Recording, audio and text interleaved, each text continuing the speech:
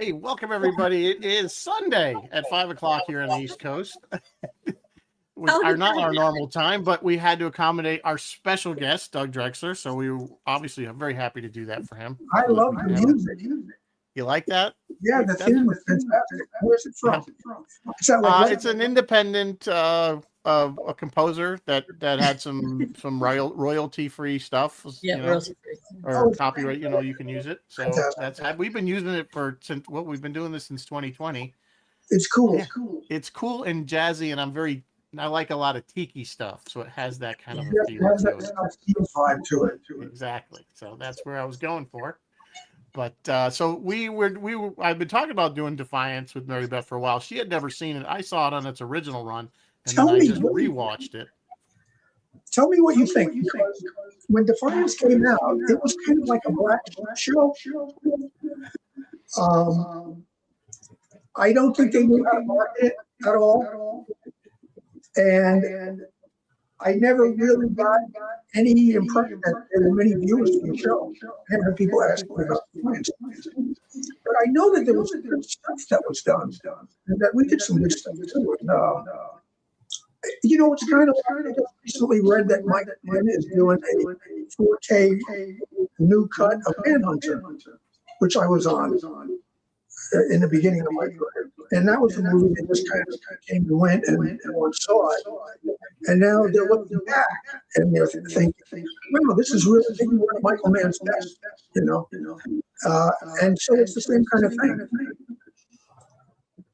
I'm sorry, blathering. Yeah. No. Yeah, it's fine. So I did see it for original run. I enjoyed it. I liked it. I watched all 3 seasons. I was kind of bummed they kind of left it on a cliffhanger. Yeah. I was really impressed with a lot of the visual effects that you guys did on that show.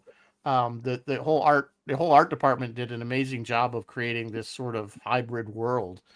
They did a great job building all the ground stuff on the ground for the city, but there was a lot of set extensions and environments. It was interesting. I think we were really glad to be on it, and we found it really interesting. We were missing Galactica a little bit, that was right about the time we were doing Blood and Quill, which that was something that should have gone somewhere. But it was a strange time at Syfy. They had a new group that come in, and they weren't really into science fiction. They really wanted roller derby. It's the Syfy Channel, but they didn't really want science fiction. I know, it nothing worse than that. I was always wondering. I'm sorry, go ahead, Mary Beth. No, I was gonna say I just wanted to say how impressed I was with how ambitious the show seemed. So ambitious. I was watching some launch. There's still like Comic-Con stuff on YouTube about when they launched. This launched as a game and a TV show at the same time. Yeah. How did that work for you, Doug? Like, if you designed set stuff or was that then taken over into the game, or how did that work? Well, I don't know how they were responding to what we did. I know that we always loved what they did and tried to base it on whatever they had in the game. I never played it. No, I never did either. I forgot about completely forgot about that aspect that they had a video game. That's right. That it kind was of launched like at the same time. Yeah, at the same time. And not only that, is they were saying when they first launched, they said players in the game could affect the show. Because I watched a couple of Comic-Cons and all the actors were like, "Please don't kill us. Please don't kill us." We don't like. Yeah, it was really meant to be very, very, very interactive with players and viewers. I don't know if it fully lived up to what they wanted it to be, but it was so ambitious, so ambitious. When you just watch the show, it's incredible. I agree that they didn't market it probably correctly. I don't know what would have worked. But some of the characters, they were some terrific characters. I mean, I really found all of them really interesting. Yes. Um, Lots of great female characters. Yeah. yeah, Well, and not necessarily people who always look like models. You know, when you get a show where everyone looks like they're models, and it just takes away from it. They had different faces, people who dramatically contrasted each other. I thought was brilliant. Well, I mean, it had good producers on that show who understood that kind of stuff. But I know Dorothy and I were watching it. We really got into the characters. You know, at this point, I can't remember the names anymore. Who was that white-haired albino guy? The white hair Daytech Stamatar, Daytech Star, and Daytech Stamatar. Yeah, I mean, those two were amazing. They Yeah. were amazing. I loved watching them. And the lead guy with his, you know, red-headed right hand, you know, daughter was another wonderful relationship. I really, you know, it was a relationship I wouldn't have expected to work, but I found myself smiling a lot at them, you know, and I thought that was really great. I love the whole idea of it. It was kind of fresh in the sense that we had this, you know, we always hear these, you know, these Earth invasion stories and stuff, but here was like another whole race or series of races that were looking to leave to terraform another planet. And coexist. You know, and well, originally I don't think there was some, I guess, well, if I remember in the storyline that some people, they knew that Earth was inhabited and somehow they sold it to the masses that Earth wasn't inhabited. I think they kind of, there was some gray area on the storyline there. And of course, you know, there was obviously a huge conflict because we were like, hey, we're already here. You can't come to and stay at our place. It was a very different show. Yeah. I mean, it sure as heck wasn't Star Trek or Battlestar Galactica. And, you know, getting to work with Gary was the best part of the whole show. Once we lost Gary, I didn't want to do visual effects anymore. You know, I went back to the art department. Of all the stuff I've done, and if you know me, you know I've been in a few different departments. The one place that really appealed to me to go back to, I never thought I'd go back to anything, was the art department. You know, the art department has its fingers in everything. And so when I'm on a show, I may be there as a graphic artist, but I probably will end up doing conceptual illustration and planning things out. It's really the most exciting part. So what was your specific role? I said you were a manager or computer graphic manager or something? Yeah, CG supervisor. Let's say CG supervisor, but you know, I'm a creative guy who does shots just like everybody else.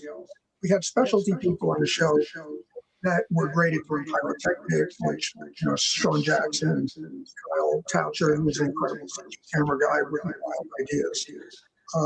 So all of us contributed shots to the show, but on top of that, because my job gets an overall eye on where things were. Gary would trust me to know if things are not going the right way and what we should do to fix it. You know, Gary was amazing. I loved working with him. So, see, that was one of the beautiful things about the show, was that if you were what Gary had set up in Galactica,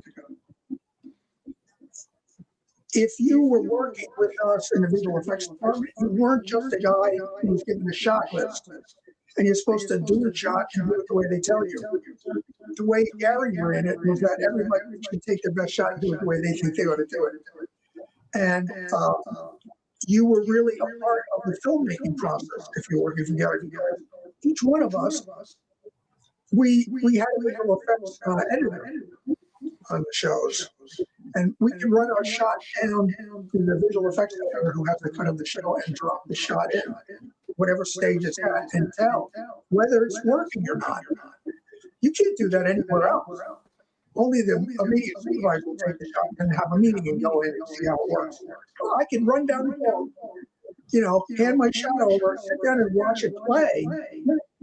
And if it doesn't work, I can run back to my desk and revise it.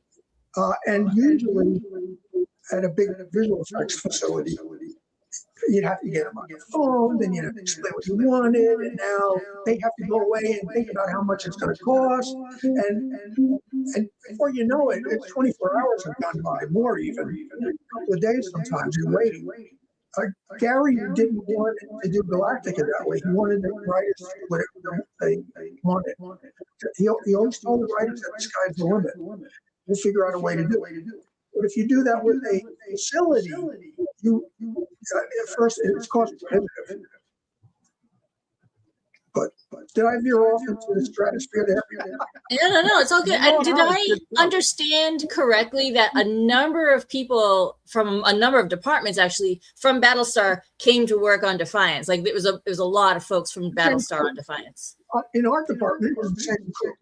Same crew? Oh, wow. So you guys all knew each other really well and kind of knew how you all worked together. And we knew each other from Voyager at Foundation Imaging.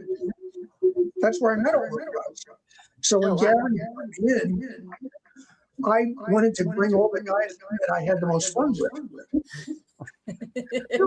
Gary didn't want to see again because they were real rebellious.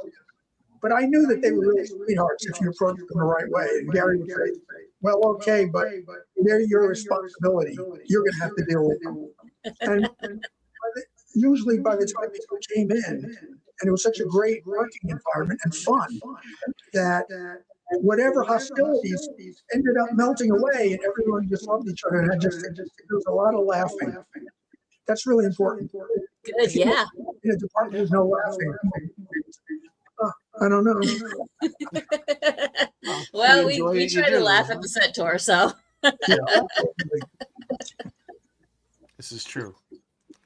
Yeah, I think it shows, though. I mean, you guys did such, like I said, the visual effects on the show side. The writing was good too. I don't want to, just say that the writing was good, but it was a good storyline, and like I said, it was to me it was fresh. We always talk about going back to the well, And, what are we talking about? Defiance? Defiance. Oh, really? I mean, but yeah, Defiance both. I mean, there was something about our writers. I'm pretty sure we're involved with Defiance. Yeah. It was just fresh to me. You know what I'm saying? It was. I thought it was too different. I thought that the average, they're not really just science fiction fans anymore. Now you've got people just like adventure films. Then you have the faction that loves science fiction and actually read it when they were growing up. Then you have the group that loves science fiction but have never read a science fiction book. I don't know where I started that. No, I think I totally understand your point there. There's certain kind of people like I said, growing up, I was reading Arthur C. Clarke and Asimov and stuff like that, along with Star Trek novels and Lord of the Rings and all this other stuff. But you're right. I think later generations just watched movies or TV shows. It's a big adventure. And the way films are shot are very explosive and exciting to watch, even if you don't follow the story. I've had people online who told me how much they hated John Carter, which I loved, and read the whole series, which was like 24 books, 4 times. And I thought they did an incredible job. And I had people on the internet telling me what a piece of garbage it was. And I'd say, did you ever read one? I know. Okay, then shut up. Yeah, that's a good point, because a lot of times, if you try to make the book into a movie, it's not Hollywood enough. It's not. Yeah.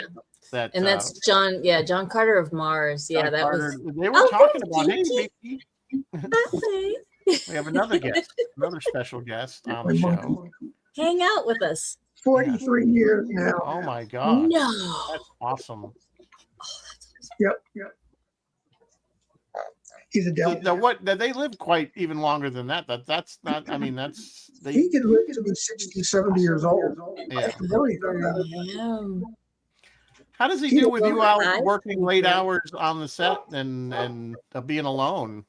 Well, I mean, I was retired for about a year and a half. And then something happened that I couldn't say no to. You're retired for 5 minutes, and then you're knowing you, seeing you can't sit still. I'm such a lucky guy, because to have something come along that I can't say no to is a dream come true. Yeah.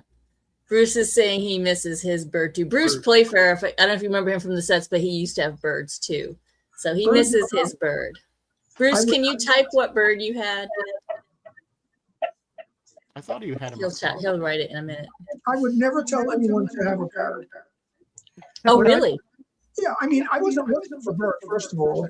I almost consider him a rescue. In a little tiny cage in a hobby shop in North Carolina around Cape Fear area. And I just felt like he needed help, so I took him home. And the thing is that parrots are so dependent on you and connected to you. And not just anybody can take care of your parrot if you need to go someplace, because they can be quite cantankerous. They're attached, yeah. Oh yeah, and they can also. He's got this seated spring hatchet he has on the front of his face. See it? Yep. Yeah. You don't want to get bitten by that, and he will use that weapon if he needs to. Like if I'm not moving fast enough, bring him his breakfast. He let you know. Bruce said he had a blue and gold macaw. I'm sorry for you. Well, I'm sure he ran your life. Yeah. All pets do. We always talk. I have 2 dogs. Mary Beth has 2 dogs, and love them to death. But boy, they can be quite a bit of an anchor. Hi, Beaky. They take up a lot of your time. Hey, Beaky. I need to get you a perch right there so we can. I don't have any today, crackers for you, Bird. He doesn't like it, but he's getting used to it. You know. Poor monkey. So anyway, Back to the show. back to Defiance. They're laughing. That was him laughing, not me. Oh, really? Right? He'll laugh again. Won't you? He's super smart. Oh, he's so cute. He's so cute. He always makes an appearance every time you come on. It's like his thing. You hear him? Yeah. Laughing again. Yucking it up. So what are we talking about? Defiance. So is there any like, I know people, it's kind of a standard, it's just a boilerplate question, but like, do you have any specific memories of that show that I know you entertain us many times with Star Trek anecdotes. The one thing that really, there were all kinds of really interesting challenges on it, but there's one thing I really remember, that they wanted to have doctor's name, Dr. Yule. Dr. Yule. They had this thing where she was inside this like glass bubble, and all of these occupants are coming towards her, and she's doing kung fu and knocking things into spots until the certain combination was correct. And they had no idea how they were going to do it. And Gary said, "I'm just going to have her dance and punch the air and stuff like that, and it's going to be up to you." That was one of my shots. I did that whole thing. I had the footage, and the compositors, took out the background. So I could just tell it's weird to do it, but back then you needed compositors. And I just basically set up this sphere with the octagon-like shape that we have with blank areas. And every time she did something or moved her hand or did a kung fu move or something, one of these came down and she did it, it would fly into its place. And it really turned out mysterious and cool, that was exciting. It was always exciting to do environments that were full CG as well. When we were doing it, and boy, I just watched the Galactica the other day, and I'm like, oh my God, we did this like 15 years ago. If I do blow our own horn, these effects are unbelievable. They by today's standards, they're incredible. Yeah. And Galactica was amazing. What you guys did with that show. I mean, Galactica to this day is still those shots, those space battles were amazing. And it'll make you cry. Yeah. That's really important to have that. You need to laugh and cry and be scared and all those things. That's what makes something great. You don't have that, you don't have anything. Yeah. So I think it can make you well up. The original series used to do that to me. Some episodes actually now make me well up with tears, and never did when I was a kid. Like Metamorphosis, where they meet the companion. And I mean, now I watch that, I'm in tears. When I was young and watched it, it was just a great adventure thing. But the idea of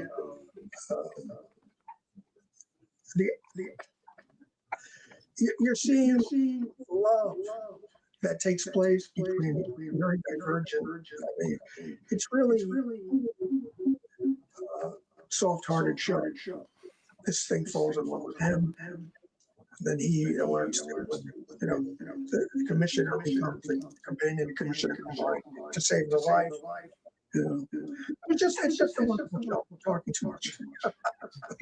No, I mean, I can relate to that because I've been working on a short little video for the Galileo. They're doing a panel discussion in Vegas for the Galileo project, the whole. And I thought it was a great idea to do a little, 3-4 minute video, just kind of giving that history, kind of like what you did in your video. Like, here's where, they AMT built it, and then it, went in here and went there, and Adam bought it, and yada, yada. And I'm doing this stuff, and I'm putting in these pictures, and it was making me emotional watching this thing after I'm the one making it. You know what I'm saying? When you have the music in and everything, and you see that, it's like, this. And those of you will get to see it until after Las Vegas. It's because it's going to air there, and Mary Beth's seen it. But yeah, it's just for people to want. And then I think they're going to do it as a Kickstarter bonus. Anybody who, so if you were in the paid, got in the Kickstarter, you'll get to see it first.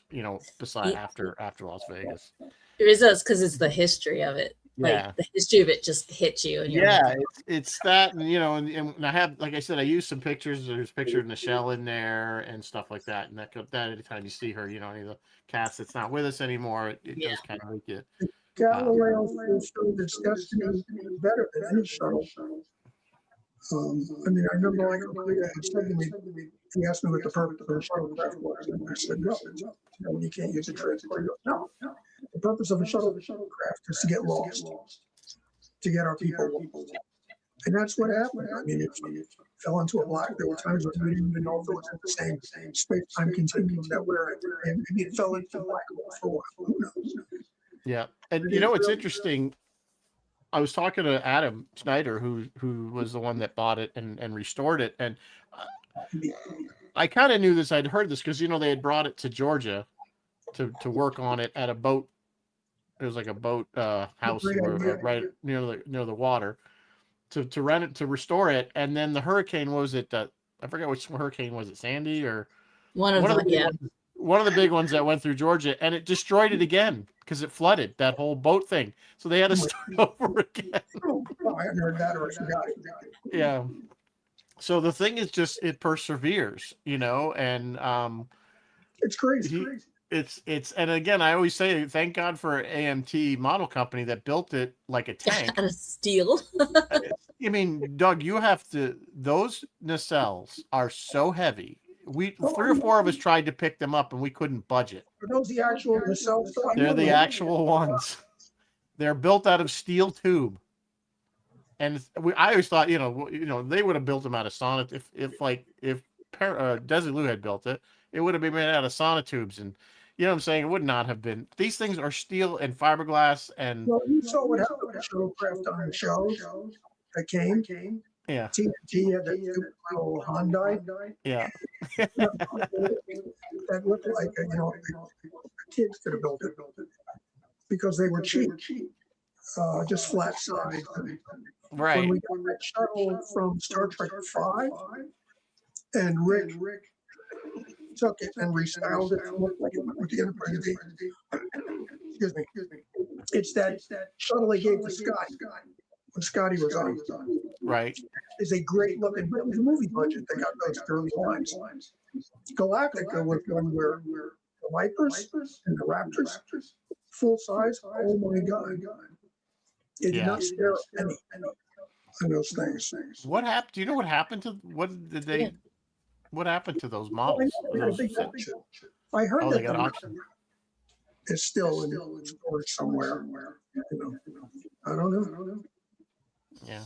At least they didn't destroy them. I suppose there's that. There's somebody. Yeah. Somebody has them. Hopefully, taking care of them. Well, there's still shuttle pods from Enterprise floating around.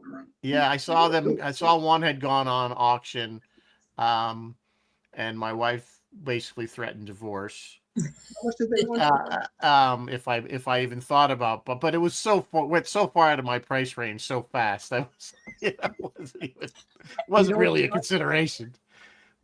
Do you know what they got for it? It was quite a bit, more than tens of thousands.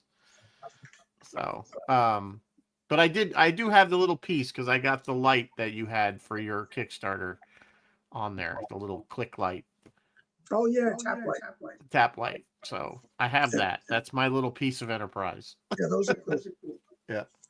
So Mike was really, brilliant once again. The way he got these little rubber squares that you put on the bottom of heavy things that go on wooden surface like a tabletop. Right. They were just like little boulders at the bottoms, and they're so thick. And so he'd give it to the sign shop and have numbers printed on all of them, and then use them to make buttons. Really, yeah, I have a couple of reproduction panels that prop maker named Carl Mazur made. He did a whole run of Enterprise panels. I don't know if I can get it off the wall easily enough to show you. Probably not going to come off the wall easily. We're selling some of our labels, and I ordered a couple of them because they were really great. And I sent him a note saying who I was and that I liked his labels. And he was like, "Oh my God, I can't believe it's you. $12.95, please." Yeah. Hey, he's got to make a buck, right? Even though you designed it. So speaking of the Kickstarter of Trekstar, can you give us an update? Can you tell us what's going on? Well, the documentary is like in super full swing, and Jason Smith and crew, who are seasoned pros, they're not just like wannabe, That's what I got. That's what I got from the Kickstarter. That's fantastic. That's the Buckaroo Banzai stuff. Yeah. Hold on one second.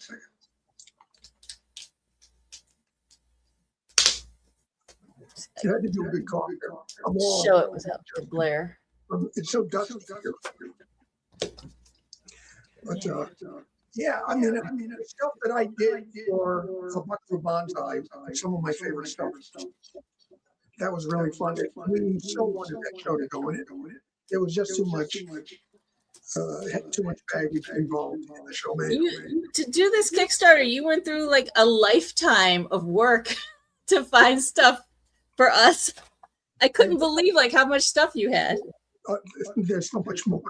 I have to say, he probably only scratching the surface on what he had. I looked at it and I'm going, what the hell? When did I do all this?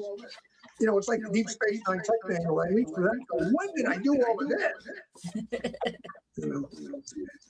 Yeah, I love that sketch.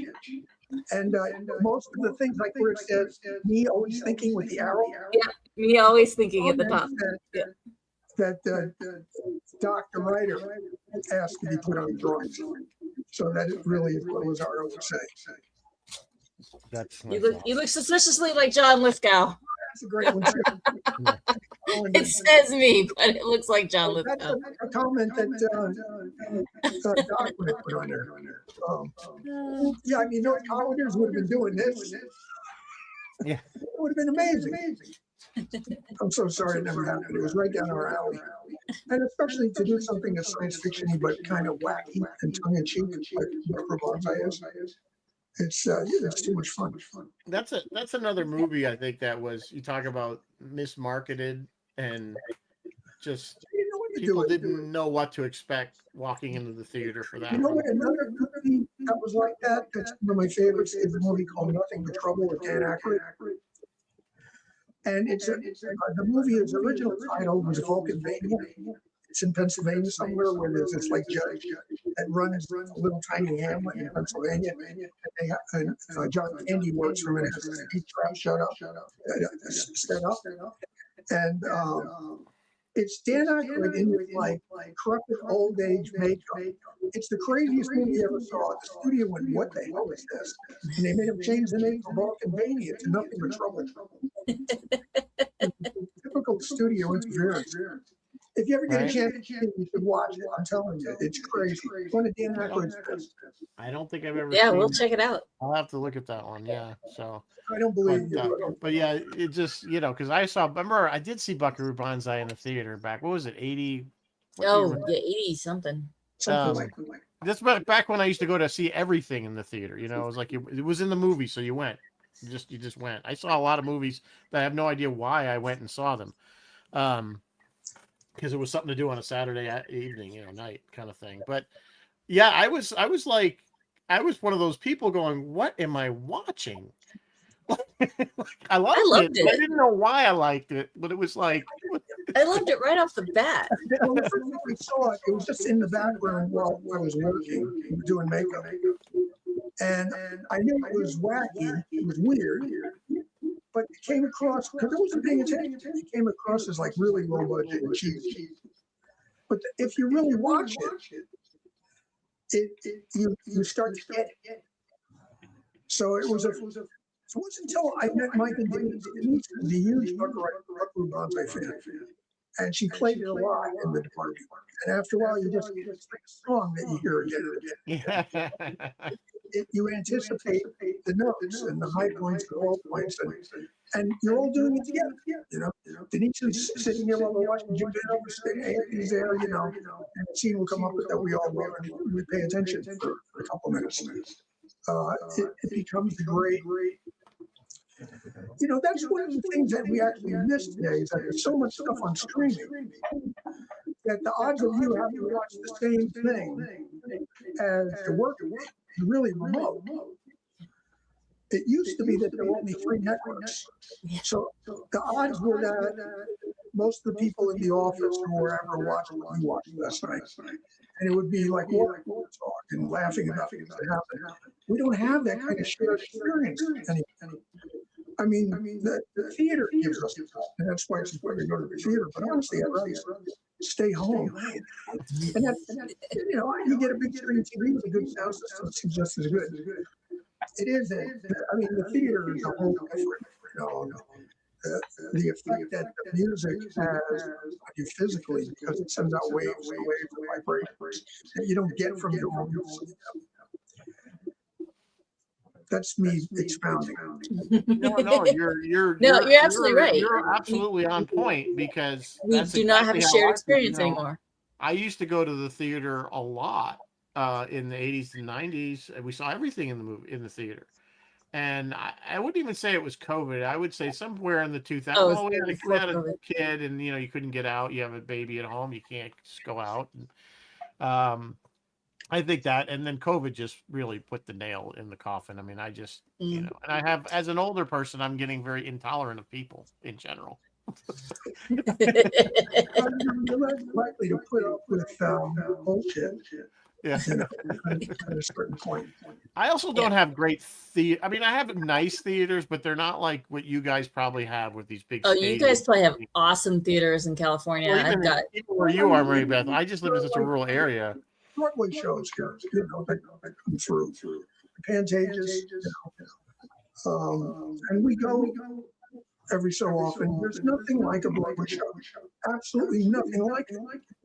And anyone who doesn't go to a Broadway show is really missing out. I mean, there are people up there who are acting and singing their hearts out right in front of you. And they don't make a mistake. I mean, just think about that. You think you could do anything even close to that? There's a lot of passion involved, and it spills out off the stage onto the audience, and it becomes a very physical interaction, even though you're not on stage yourself. The fact that it's happening not in 3 dimensions, but in real life, right in front of you, the same air. That's and you just can't get away from how amazing it is. Somebody could sing and dance like that. 4 times a day, 7 days a week. Yeah. Sometimes months at a time. Yeah. That's incredible. Yeah, it really, really is. Chris is saying he loved seeing a movie with the crowd, nothing like it. And he's also saying he misses Broadway. That's Chris LaRoche saying hi to you tonight, Doug. There's a bunch of people in the chat all saying hi. Yeah. Hey, everybody. Yeah. lot of these guys are from the that are watching are from the set tour. From the set tour, So yeah. you probably may have met them at some point. Yeah. Yeah, well, my daughter that's what she went to school for, musical theater, and that's what she desperately wants to somehow go to New York and not necessarily be on stage. She realized that's a very long, but at least be involved in the theater at some level. Maybe, work floor manager type thing, stage You manager. should pursue your passions. That's what my memoir is about. It's about pursuing your passions. Maybe I'll make her read it. Yeah, you should. Get some good. I keep telling her, I'm like, you need to stop buying those $6 coffees and save your money because That's when I started saving money. Is when I stopped buying $7 coffees. I mean, when you add it up, it's like, holy crap! I can take my whole family out to dinner. You're not kidding. It's crazy. And I don't know what I always joke that generation. She's born in 2001. I said, your whole generation is going to be known as, they had like the World War II vets were the greatest generation.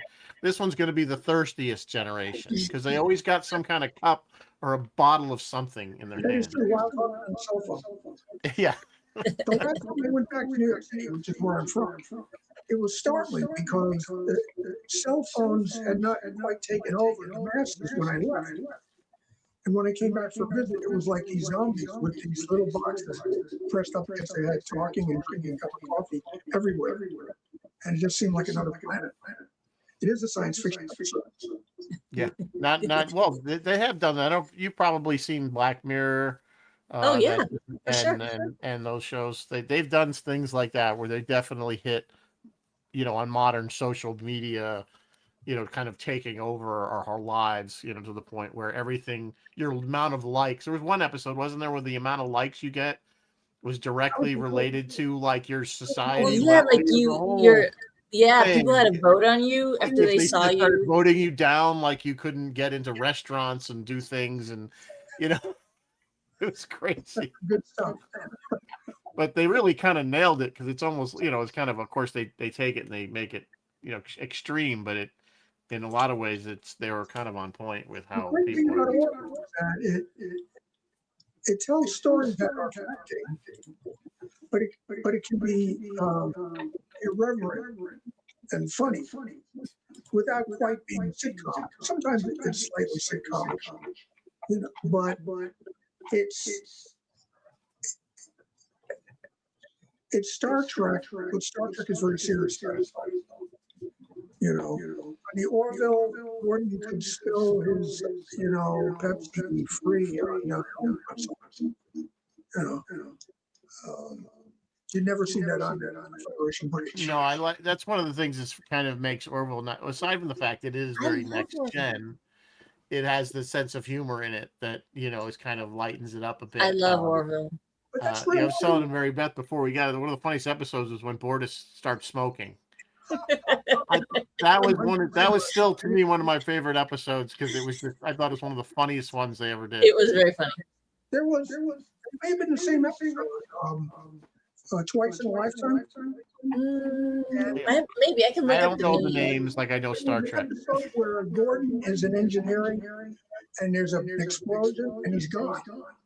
And then Isaac starts picking up the distress call from Gordon 200 years in the past. I remember that episode. I remember that episode. I don't know if that's the same one I'm smoking, but I do remember now you mentioned it. Yeah. Well, that episode, and it was around the time I lost Dorothy, I cried. He goes to Earth, and after a year or so, he realizes no one's going to come for me.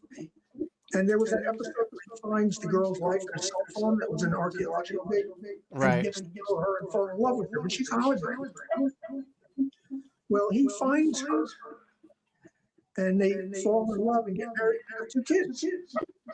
I remember that. Yes. Like a year later, Gordon is at work at like the San Diego airport or something, flying planes, and he sees Mercer and his XO walking towards the field in their uniforms, or did they? Walk right up to him, and he's like, he can't believe it. And they said, "We're here to bring you back." And he goes, "Bring me back? I come home and he takes them to his house and they meet a woman and he meets the kids. And they say, yeah, this is all great. And this is something Star Trek didn't do enough. They said, but you're guilty of a million, time Temporal travel violations. and you have to go back and fix the music for anything at a time. And he pulls out a weapon basically and says, I'll kill you first. And they said, okay, we're just going to have to leave and try to come back again, but come back a little earlier, which is what they did. And it was an episode that was so emotionally moving. There's another one that didn't get made for the third season because COVID hit, where the crew was actually going to go to Bulgaria or Romania to shoot. Incredible. Gene Roddenberry would have been so proud of it. The thing that Orville did that I loved was they'd start an episode and you'd be watching and you'd think, oh, this is just like that Star Trek episode. But then they would take the plot and twist it and this is what could have happened. So, and then you were like, oh, that it takes off in a completely different direction. And you're like, oh, they were so clever in a lot of the episodes, the way they wrote, that it would at first seem familiar and then they would twist it on you. And it was great. It was so. I missed that show. I wish that show would come back. I really, really liked it. It came from Star Trek. Andre Lamar was there. Brandon Braga was there. David Goodman was there. Who really know Star Trek. And Seth is an irreverent comedian, really. And he's okay with that. I know Gene Roddenberry never really. I always had read that he wasn't crazy about shows that were funny. I think it was Gene Coon who really brought in funny because he wrote sitcoms. He wrote Pirates of the Hills Navy. I think. Well, you bring it in, humor. The Orville was kind of brought to us with it was going to have a humorous, knowing that. Yeah. I don't think, but we've talked about this, the newer Star Trek stuff and the humorous episodes that they're trying to shoehorn in, I don't feel are working, in my opinion. I purposely never watched any of the new shows, so I didn't have to have it. That was wise. I don't know. I haven't seen Discovery or anything since then. I went to the first movie and I tried to like it, but they were breaking so many rules that I couldn't take it anymore. It was really upsetting me. And I got up and left. I actually walked out of the movie. Dorothy looked out the window and stole my card about an hour and a half after I left the call. She said, "Oh, you didn't stay." If you got upset with the 2009 JJ Trek, definitely do not watch any of the new stuff. No, I'm not. I don't. I don't. Because, a lot of people say here's a fan thing you should watch, and I'm like, I can't watch any of them because I'm so opinionated after so many years, and it isn't fun. Thinking about why did they do that? That's crazy. Instead of getting into just watching the show. But I get it because you created it. Like when it's part of your blood, sweat, and tears, it's so hard to watch it get. You know what I mean? Just watch it get completely ruined. Well, I don't want to see that. So we don't blame you. No, we don't like seeing it either. We weren't even there. I just couldn't watch. The Orville and the new Trek, except for Terry Matalas. Third season of Picard, yeah. Those shows, the rest of those shows don't have a visionary person. Now, I'm not saying that Seth MacFarlane is a visionary, but he is. He's a singer, a writer, and a producer, and a director, and successful animated shows on television. The guy is amazing. He really believes in the genre. And I think that there may be people who are interested in science fiction on the current Star Trek, but I don't think there's anyone who's a fanatic. You have to have you need a couple of fanatics. Terry was a fanatic. Dave Glass was a fanatic. Liz was a fanatic. Our president coming up helped fuel the fanatic fire on Picard season 3. Yeah, it's harder and harder though to find younger. Like you say, Terry's young and Liz is young and Dave's fairly young, and but where you guys, you and Mike and Denise were such a core part of Star Trek, and what it looked like. Obviously the writers had, wrote the stories, but yeah, I just don't. I don't. The visual, it's just If you don't have they're doing a beautiful job. Like you could tell it's well done, but it's not Star Trek to me. You know what I'm saying? It just doesn't look right. you have to understand Star Trek to Star Trek.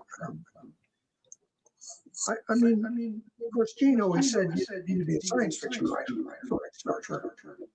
But I just felt that we had a golden age on Trek where you had people who were, it was very important to keep the show. Well, it started with Gene. He wanted there to be a direct line for the original series. And he asked Mike and Denise to do the thing to help keep the writers on track. But after Gene was gone and after a few years, the writers saw the writer's guide as a hindrance, that they couldn't do certain things because it says right here that was not possible, or this happened instead. And the new Star Treks don't worry about that. They do whatever they want. And there's a part of me that who was it reading? I don't think it was Christopher Nolan. Something about not giving the fans what they want. You should not be worrying about giving the fans what they want. They don't know what they want. He says you'll show them what they want. And there's a part of me that says, well, yeah, sure, I totally get that. And then I'm like, how come they're not giving us? Why am I mad they're not giving the Star Trek fans what they want? Whereas if on one hand they're saying you shouldn't be concerned there. So I can't be too upset with them making the show the way they think it should go. I just wish they should call it something else. Defining what Star Trek is also a very nebulous thing to define. Nobody really knows. Gene Roddenberry. Yeah, one of the you've heard of the animated series they did, Lower Decks, right? Which was obviously all comedy. But they had. Do you know Dayton Ward, the author? He's written more Star Trek novels than he's written tons of Star Trek novels. The guys, he knows tons. So he's very knowledgeable on Star Trek because he's written a super nice guy, great books. They basically hired him to keep the writers as a guardrail. So he would just read to say, hey, you know what? This doesn't quite fit Star Trek, but if you change this to this, it will work. That kind of thing. And that's why I think Lower Decks has worked because Lower Decks worked. It felt like Star Trek. It's all Easter eggs for fans. But they kept it within the guidelines of what Trek was. They didn't do some crazy. They kept it in canon. Yeah, they kept it within canon, and that was a lot to do to Dayton. I watched the season. I loved it. It was really great. You could tell it had tremendous respect for what came before. That's what fans want. They want to feel respected. They love something, and then you throw it out. They invest money in blueprints and books and diagrams and histories and timelines, and then you throw it all out. You're really pissing off people who love memorizing when things happen and be able to spew that out and be correct. And then when you change it, it just totally rips the fabric of space, Yeah. Why they don't get that, I don't know. Well, you know what happens is they're figuring, well, we're going to give our way to do it our best shot. If it works out great, we're geniuses. If it doesn't work out well, what can I tell you? We try. Yeah. I can't get mad at anybody, really. Making a TV show is really difficult. There's so many parts, so many moving parts. Yes, Yeah. yes, it is. Which now you get 10 episodes a season, and you're lucky if they can produce another 10 episodes within a year. Oh, they won't. So it one of your you're talking about, remember, about people talking about shows around the water cooler, but how many times I watch a show, whatever, pick one, and you really like it, and then it's so long between the time that the next season comes out, you forgot what the heck happened in the first season. Well, they lost so many of the things that made television fun. If you knew if it was on every week, you became addicted to that next show. There was also something special about not being able to tape it and not being able to play it on demand. If you missed it, and you went through the agony of missing it, and it was gone like smoke in the wind. And if you were lucky, they would rerun it, and that would be exciting. But it made it. There was no internet. It didn't have 24-hour celebrities, which is why that's why the Academy Awards doesn't do well in the ratings anymore. It's not the show is pretty good. It's just that you got actors 24 hours a day on the internet. It used to be when the only time you saw actors without the Academy Awards. So you tuned in just for that. I mean, when we went to the Academy, I think there were like 69 million viewers or something. I mean, now they feel lucky if they get 3 million. But having that, waiting for an episode, if you missed it, it's like hunting. If you missed it, you missed it. And you had 26 of them. And then you knew they were going to rerun it once, and if they started to pick it up, there would be new episodes in September that you would anticipate. And there was fall preview until I talked about this in my memoir. It was fall preview where all three networks brought out all their new shows the same week, and they battled it out. I remember that. The new cars from Detroit also came out.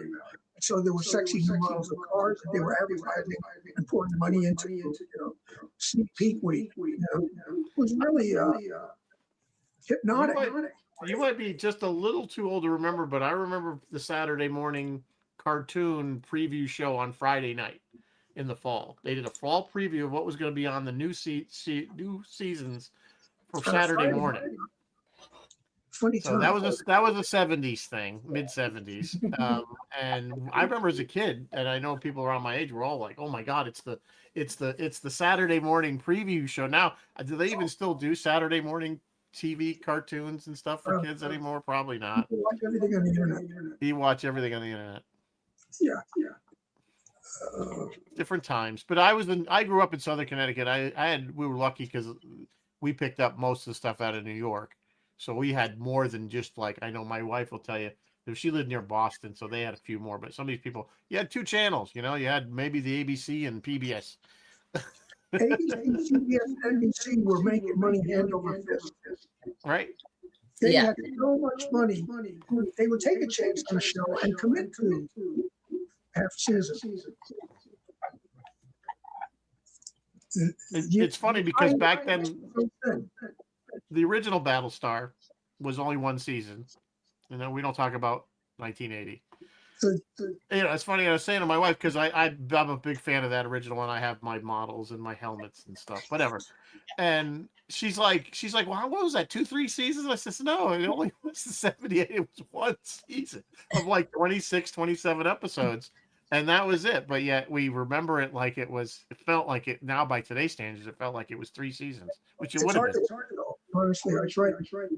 When I went to work, I was like, I'd seen it before, but I'm going to buy the season and watch it.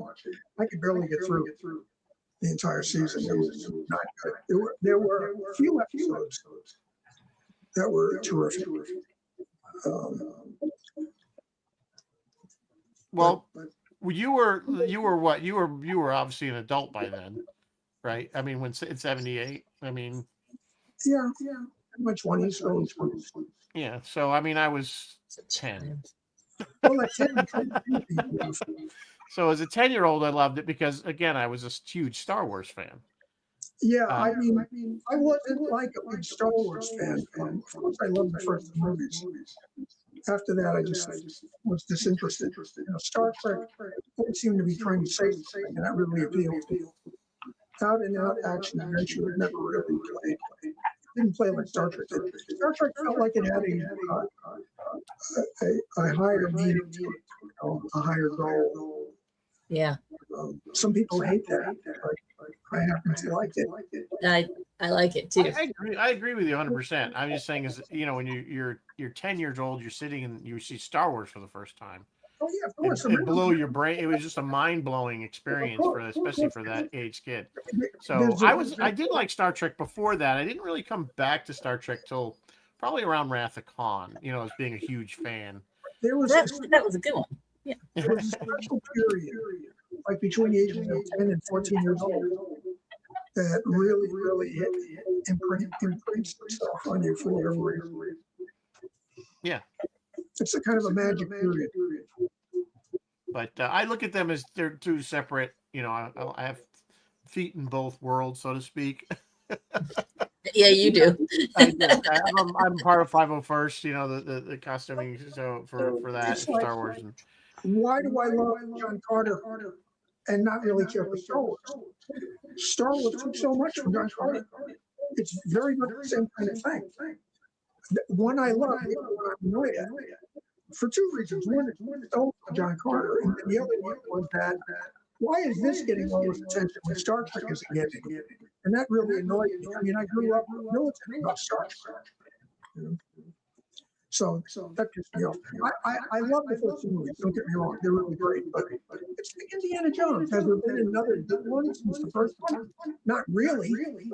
There was one really good movie. I saw well, the third one was really good. Which one was it?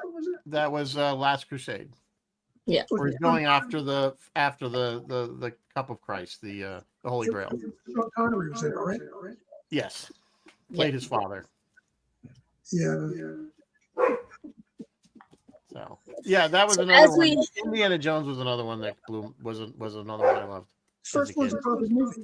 Yeah. He wouldn't change, not afraid. Yeah. So as we are kind of coming up on the hour here, and we do want to be respectful of Doug's time. Bill says he likes my hat. Guys, if you like my hat, can I recommend the book? Rizzo, do you have that book handy to show everyone? Which you can still get. Doug, can you tell us where we can get the book?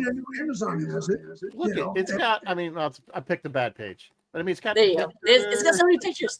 There's a picture on almost every page. I mean, when I wrote the book, I didn't expect there to be any pictures. It's on the hard part. And Jacob Brown said, "No, we want lots of pictures, and we want them all through the book."